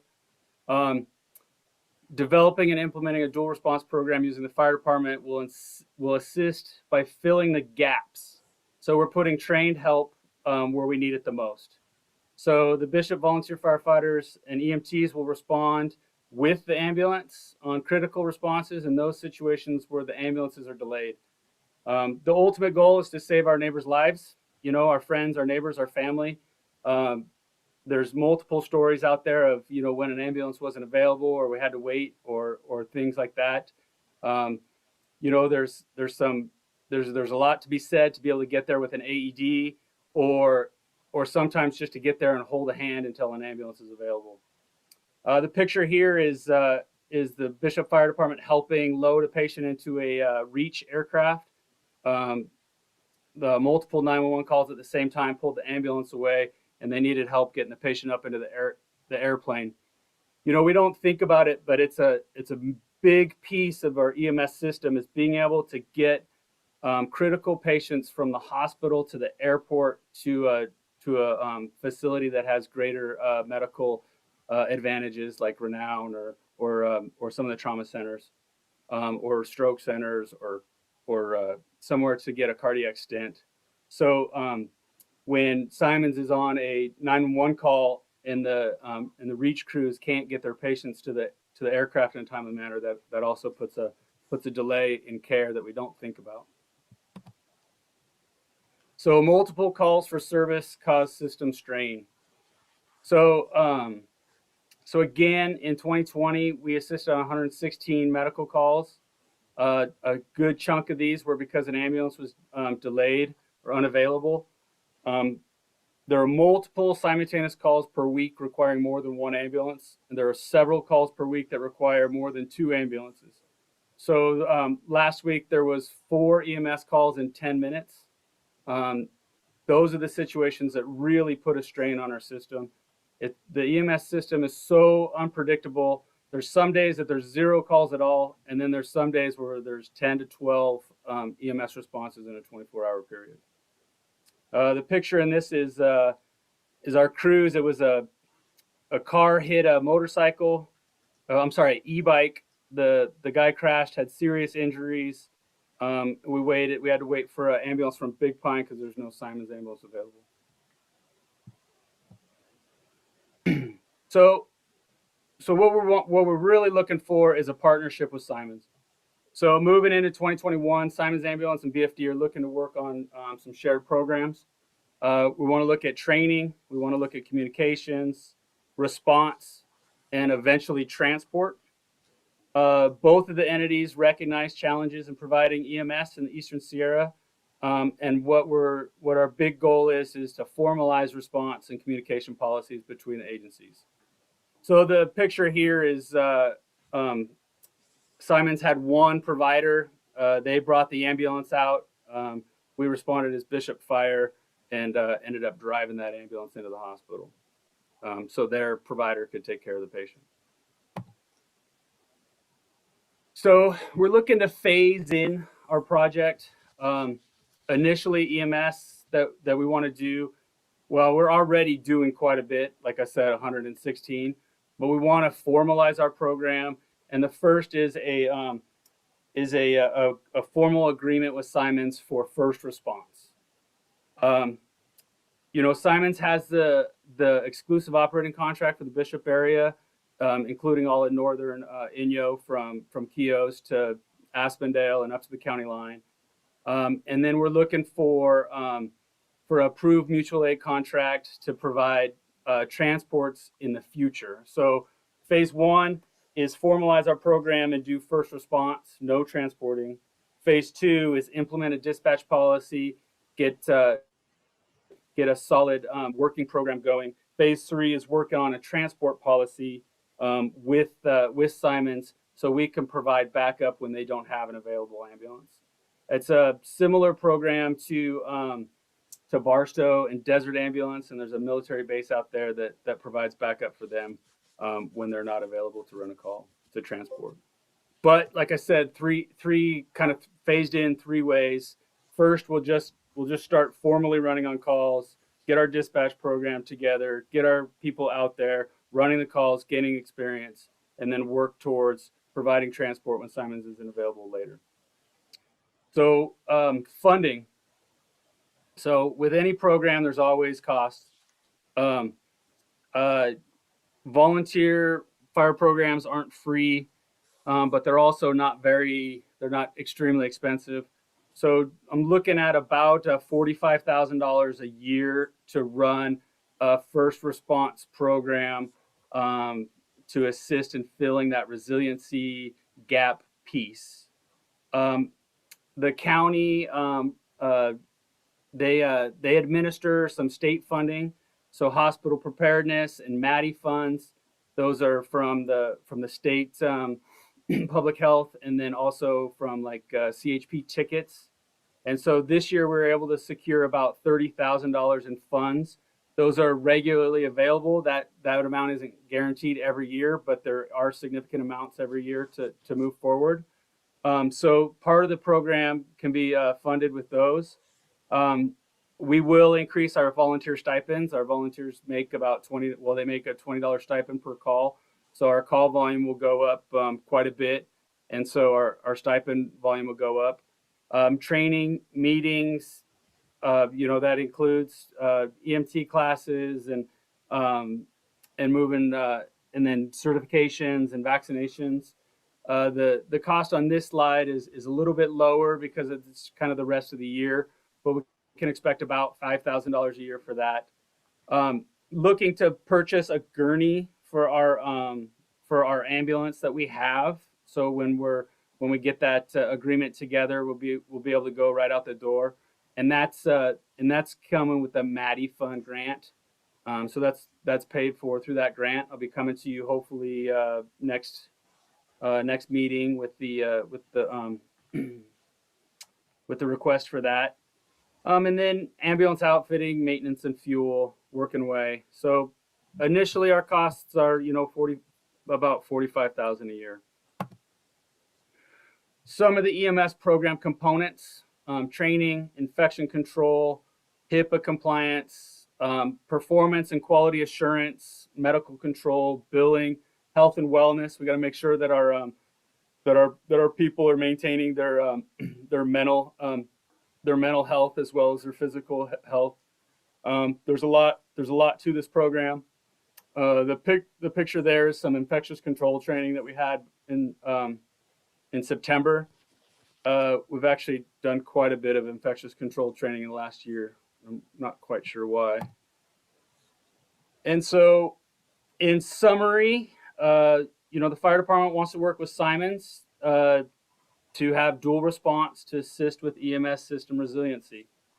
Together, we can work with partnership with training, communications, response policy, and to make sure that our citizens get timely access to emergency services. Program budget about $45,000 a year, offset by some grant funding. In the future, if we do any transporting, it'll be probably a neutral cost. If we were able to transport 20 to 30 a year, probably pay for our program in full. But that's neither here. It's phases down. And more importantly, the fire department, the Bishop volunteers can save lives and make our community a better place by providing resiliency EMS services. Our volunteers are ready to make the difference to your neighbors and family.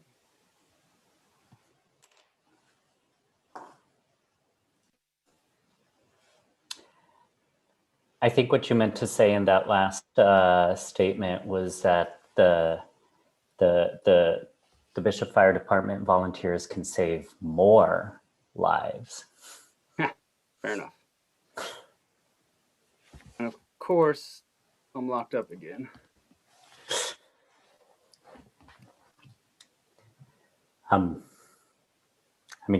Thanks for that, Joe. I think before we have any discussion on this, I'd like to take any and every opportunity to thank all of our volunteers because they do a tremendous job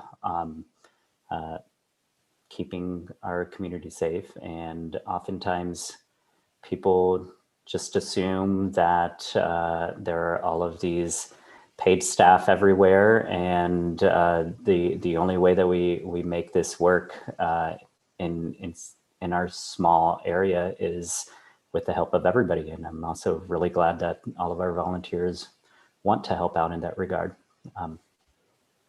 So that's first and foremost. Then, do we have questions or comments from the council? I guess this is just a discussion item at this point. Yeah, Joe, I'd like to say thank you for this presentation and showing us kind of where things stand. I know when we brought you in years ago, part of that was, we were welcoming some new ideas and a new look, a fresh look at how we're doing things. And this is a perfect example of, new ideas and fresh look is sometimes a scary place to be, but at the same time, this is great what you're doing. $45,000 a year, is that a split cost between rural and city, or is that our chunk?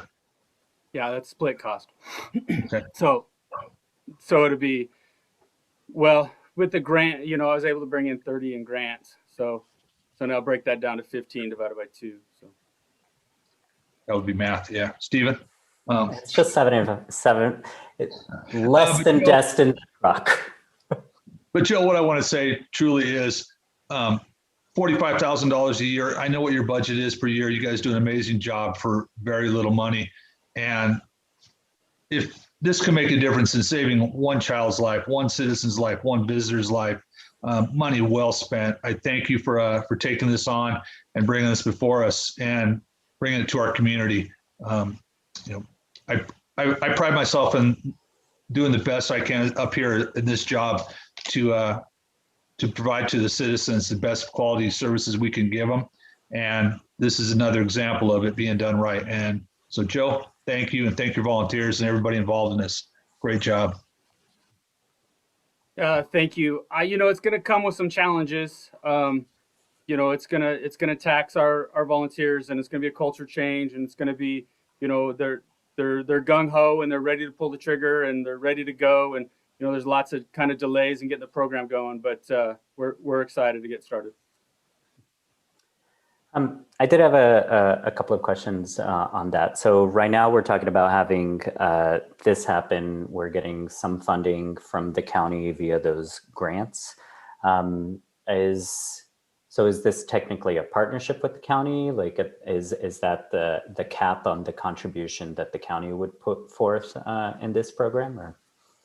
Yeah. So at this point, so in order for us to qualify for those grants, the other departments, Big Pine, Independence, Lone Pine, Alancha, all took lesser shares to order to let that money come into our system. We had a lot of discussions with them this year. They were all agreeable. I took it to the fire chiefs, I guess it's a committee, and they took it aside and unanimously said that they were willing to let that happen, and then ultimately it helped for better overall system resiliency across the county, because we'll be able to back Big Pine up and then kind of train reaction. But there is at this point there's no other county funds that I know of. Continue, of course, I'm looking under every rock for money.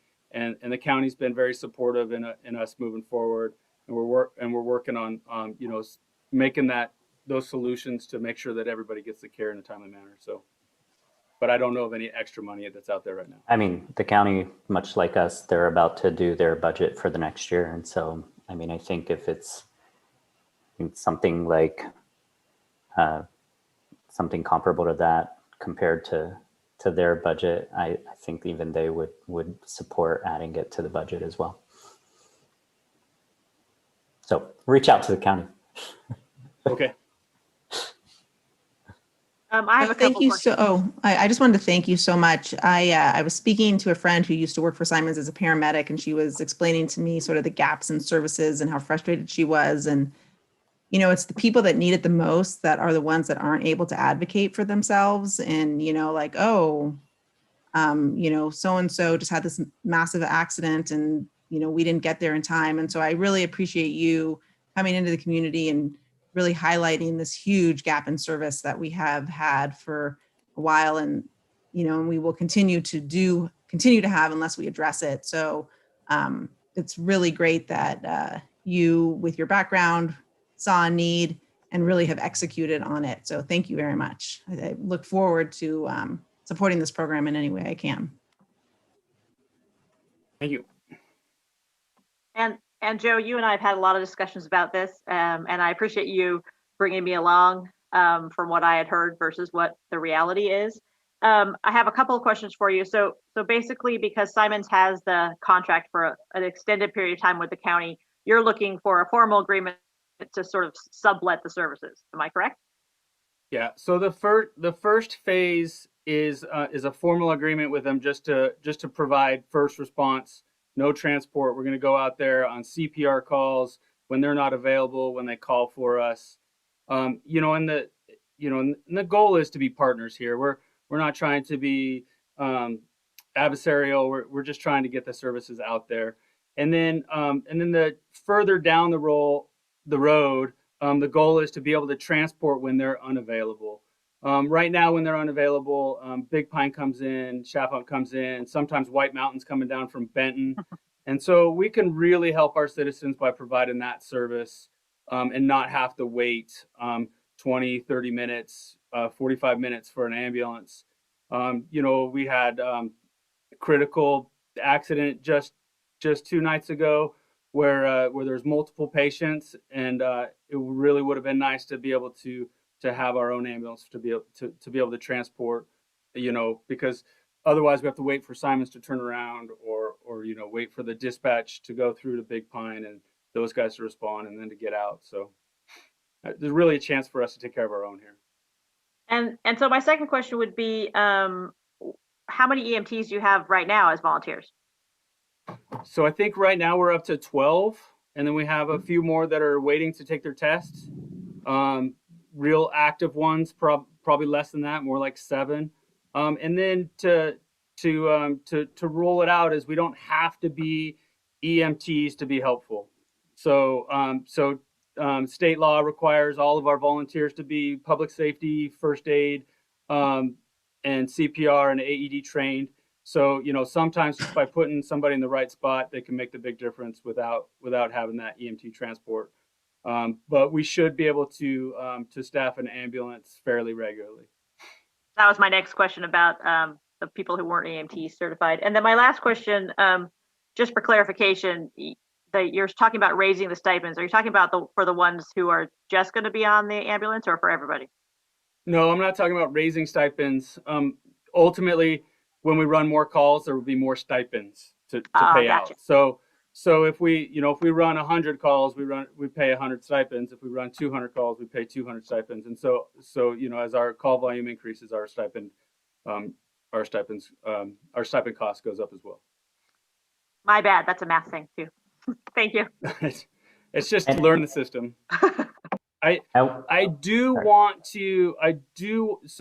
EMS reports are quite lengthy and hard to do.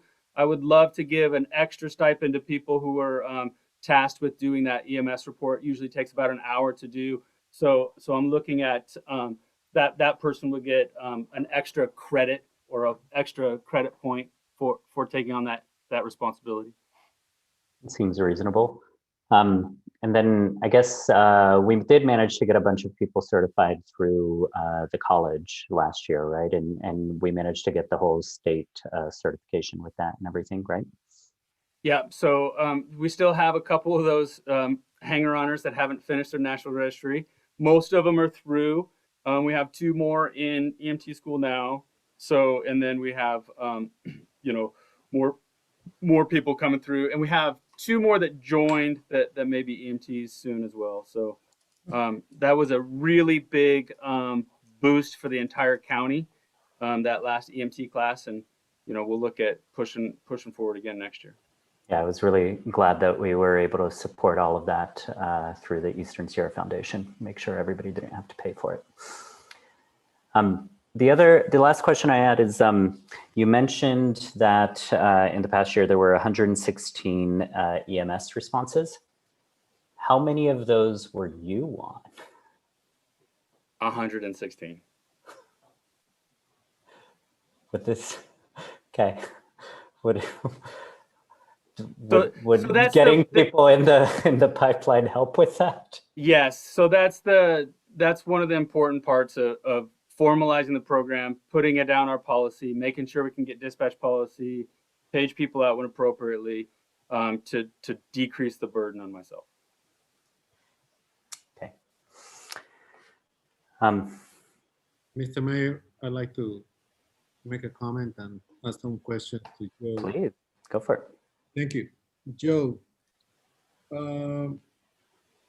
going into providing EMS services, there are federal state laws that apply to healthcare.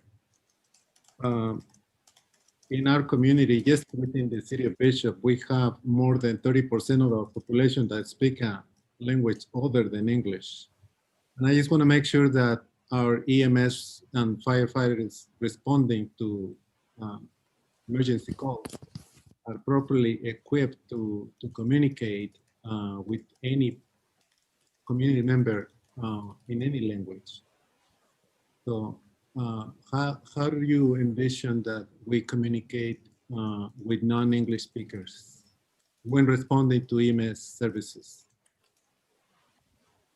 So currently right now we have 5 bilingual members. So a significant portion of our department are bilingual.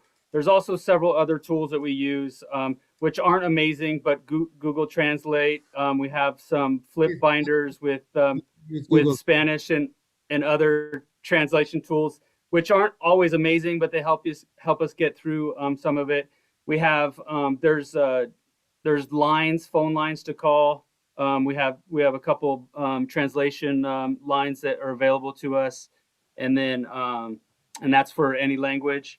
And then to be frank, and since I've been doing this for 20 plus years, more than that now, what happens is I'm not bilingual, but I can really start communicating fairly well depending on the situation, and making sure, and then integrating in family members to help out.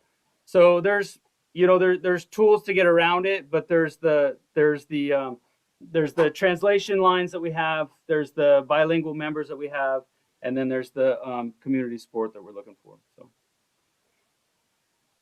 Sounds great. Just one recommendation, please do not use Google Translate. yeah, That's it's the worst thing you can do. No. it's pretty bad, but sometimes you get in a bind. Well, having the phone translation services, having some volunteers that are bilingual, that's a good start. Rely more on those telephonic interpreting services, it's better. Thank you. I mean, are you looking for direction from us? Because I think we all think this is a great thing and it serves our community's needs, and I don't see. So what's happening right now is we're working with legal on the MOUs. We have 3 drafts that are out there. There's another meeting on Thursday. As it gets through to Simons and it makes its way back around to us, I just want you guys to be informed and ready for some decision making. So, and I know that I've been floating it, and I know that that we've been pushing forward, but I think this is the first time that we've formally discussed it. And from a legal perspective, I can represent that Joe's made a number of presentations to a number of different agencies, including the county, and we are working with Joe on this process, and so the direction really is not direction, but just making sure there was no immediate opposition to developing and continuing this discussion on these MOUs and contracts with not only Simons, but the required MOUs or agreements with ISEMA and all the relative components. Joe wanted to make sure that there was just the direction that the no opposition, and then we will bring back formal agreements and a presentation, and Joe will when those are finalized. Well, I think it's safe to say that there is, instead of direct opposition, there is wholehearted support for it. So anything we can do to help our community and make sure that we're safe, that's what we're here for. So, and Mr. Mayor, we're just beginning to start work on a strategic plan for the fire department, and just wanted to share this information with the council before we jump into that with both feet, so that we're communicating as we go. Well, thanks for that. Thanks, Joe. Any other questions or comments from the council? Anyone from the public? No public comments on our public comment section. All right. Cool. Then moving on to future agenda items. And let's start with you, Jose. Councilmember Garcia. Any future agenda items that are already on our list? I don't have anything at this moment. Thank you. Okay. Karen Kong. I don't have anything right now at this moment either. Okay. Karen Schwartz. No future agenda items. Jim Ellis. Nope, all good here. Yep, same here. We have a lot of things on the burners at this point. And council and committee reports. Let's go back to you, Jim. Been pretty quiet on the committee report part. Been pretty slow, not a whole lot going on. I've been wrapped up quite a bit in the Sierra Trash Eliminators. It's been sucking up quite a bit of my time lately. Getting ready to do some more big events. We just did one over the weekend at the Bonds and Kmart, and I think we hauled almost 1,000 pounds of stuff out of there. So it was kind of crazy, but that's about the extent of what I've been doing. So thank you. Yeah, thanks for all of that work. And again, all the volunteers, because I mean, that is how our small community does the amazing things that it does. So thanks for that. Jose, council committee reports. Nothing at this moment. Karen Kong. I just want to let everyone know that I'm going to be participating next Monday in the American Foundation for Suicide Prevention. They're having a state capitol day, a virtual state capitol day on Monday, the 15th. And I'd like to put out there that one of the things that they're trying to do is gather people's personal stories, whether you thought about it yourself or whether you had a family member.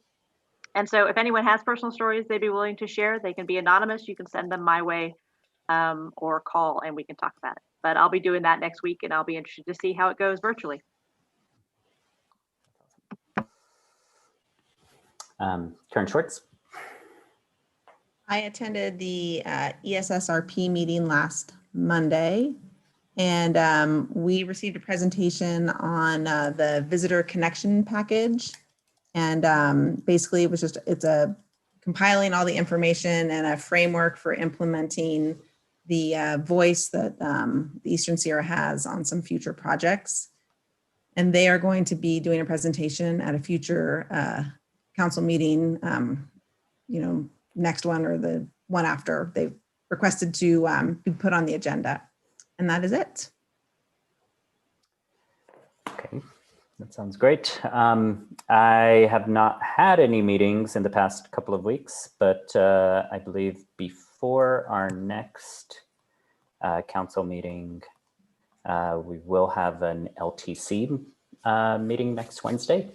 And it is agendized on the LTC. It will be an item on the agenda to discuss having the LTC also back us in the support for crosswalks and speed signs around our downtown area. So I'll definitely be taking that there. And I think that's all we have. I wanted to wish everyone a happy International Women's Day. And you guys are great. There's nothing else. Have a great week, and I will adjourn until Monday, March 22nd at 6 p.m. Thanks, everyone. Have a good night.